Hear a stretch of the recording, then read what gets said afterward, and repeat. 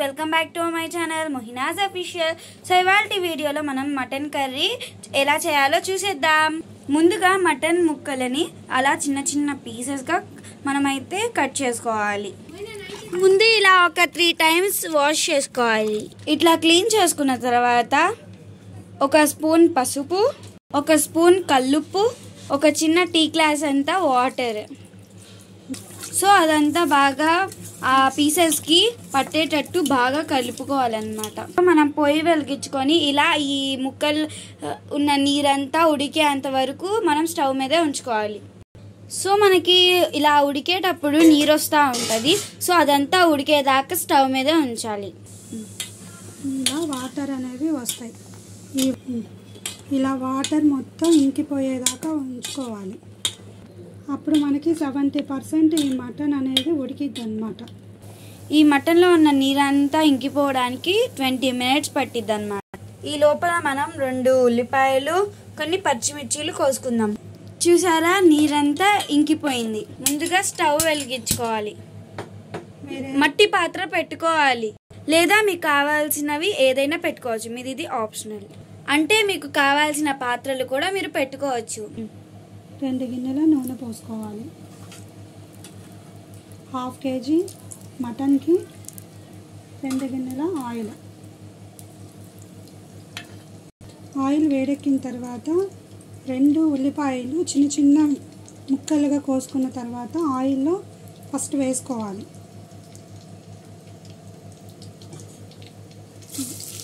వేసేసుకోవాలి.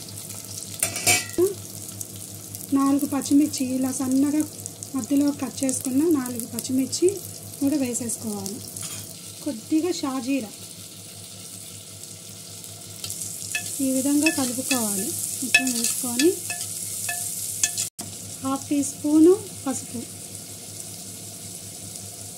ఇందాక ఆవుగిల్ వేసేటప్పుడు మటన్లో కొద్దిగా ఉప్పు వేసాం కదా, ఇప్పుడు చూసుకొని వేసుకోండి. మరీ ఎక్కువ వేసుకోవద్దు, కొంచెం కొద్దిగా వేసుకోండి, తర్వాత వేసుకోవచ్చు.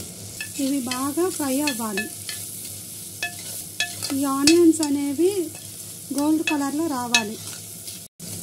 ఈ మట్టి పాత్రలో చేస్తే చాలా టేస్ట్గా ఉంటుందండి. మటన్ కానీ చికెన్ కానీ ఏదైనా సరే చాలా సూపర్గా ఉంటుంది. అందుకని నేను ఎప్పుడు మట్టి పాత్రలోనే చేస్తూ ఉంటాను అన్నమాట. అలాగే ఏవి ఎక్కువగా స్పైసీగా నేనేం చేయను. అన్ని దినుసులు వేసుకోవడము, మసాలాలు వేసుకోవడం అలా ఏం చేయను. సింపుల్గా చేస్తాను. అల్లం చిన్నులపాయ పేస్టు, అలాగే కొబ్బరి, ఇంకా అంతే వాడేది. ఎక్కువ నేనేమి మసాలా దినుసులు అనేవి ఏమి యూజ్ చేయను. కొంచెం అల్లం చిన్నులపాయ పేస్టు ఒక స్పూన్ అంతా. 1/2 kg కాబట్టి మేము మసాలా తక్కువ తినడం కాబట్టి నాకు సరిపోతుంది. కొబ్బరి పేస్ట్,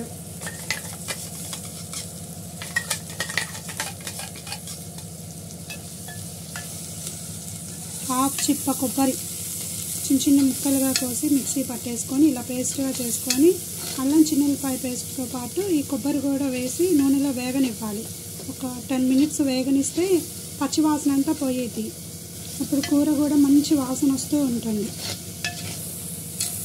ఇది వేగిన వాసన ఎలా వచ్చిందంటే ఒక 10 minutes తర్వాత నూనెలో బాగా వేగితే మంచి వాసన వస్తుంది. అప్పుడు మనకు తెలిసిపోయింది అన్నమాట ఇది వేగింది అని. ఆయిల్లో ఈ మసాలా అంతా పచ్చివాసన అంతా పోయింది, వేగింది అని.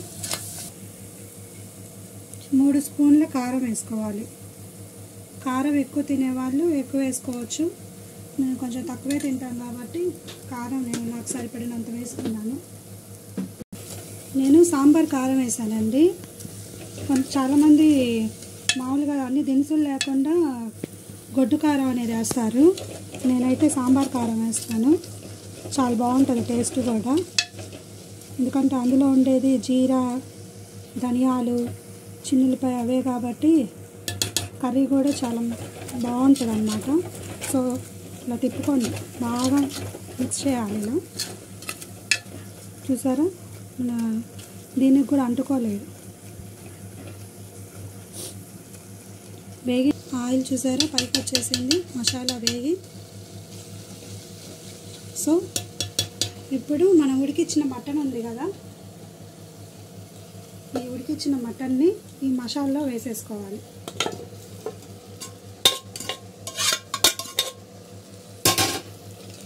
వేసుకొని కలుపుకోవాలి. చూడండి, కలిపేసుకోవాలి ఇలాగా.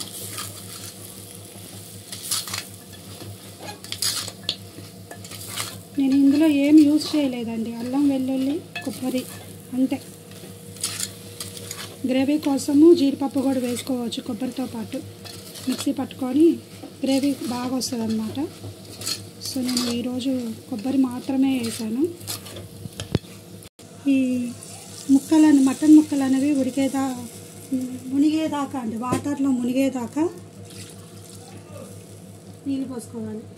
ఎక్కువ వాటర్ పోస్తే నీరుగా ఉంటుందండి, గ్రేవీ లాగా రాదు. కాబట్టి మనకి ముక్కలు, ఈ మటన్ ముక్కలు అనేవి వాటర్లో చూసారా ఇలా మునిగేదాకా మాత్రమే మీరు వాటర్ పోసుకోండి, ఎక్కువ వాటర్ పోసుకోవద్దు. ఇలా వాటర్ పోసిన తర్వాత ఈ గ్రేవీ అంతా దగ్గర పడేటట్లుగా ఉంచుకోవాలి. ఎట్లా తెలుస్తుంది మనకంటే ఆయిల్ అనేది పైకి తెలియదు అన్నమాట. అప్పుడు దాకా అంటే మ్యాక్సిమం ఒక 15 minutes 20 minutes లోగా మటన్ అనేది ఉడికిపోయిద్ది అన్నమాట. ఈ ఆయిల్ అనేది పైకి వస్తుంది, అప్పుడు దాకా ఇలా ఉంచుకోవాలి. చూసారా చక్కగా ఇలా ఉడికిపోయింది. 15 minutes అండి, మూత పెట్టేసి వదిలేస్తే ఇలా ఉడికిపోతుంది. దీంట్లో లాస్ట్లో మనం ఏం చేయాలంటే నేను స్టోర్ చేసి పెట్టుకున్న ధనియాల పౌడర్, ధనియాలు అలాగే చెక్క లవంగ చక్కగా వేయించుకొని మిక్సీ పెట్టి స్టోర్ చేసుకున్నా, ఫ్రిడ్జ్లో పెట్టుకుంటాను నేను. ఇంకే అప్పుడప్పుడు కాకుండా ఇలా కూరల్లో వాడేసుకుంటాను. 2 స్పూన్స్ ధనియాల పౌడర్. చూసారా ఆయిల్ అనేది ఎలా పైకి వచ్చిందో, ఇలా ఆయిల్ అనేది పైకి వస్తే కర్రీ ఉడికినట్టే అన్నమాట. అయిపోయింది. ఫైనల్ టచ్లో మనం కొత్తిమీర వేసేసుకొని ఇలా తిప్పేసుకొని ఇంకా గ్యాస్ అనేది ఆపేసుకోవడమే. ఇంకా ఇలా గ్రేవీ అనేది వచ్చేసింది, ఇంకా చాలు, మాకు ఇది సరిపోతుంది. మీకు ఇంకా కావాలనుకుంటే ఇంకొక 10 minutes ఉంచుకోండి. నేను పొయ్యి ఆపేస్తున్నాను. అయిపోయింది సండే స్పెషల్ మా ఇంట్లో మటన్ కర్రీ. సో ఇలాంటి వీడియోస్ మీకు ఇంకా కావాలనుకుంటే like, share and subscribe. And veg curries కూడా కావాలనుకుంటే కమెంట్స్ చేయండి.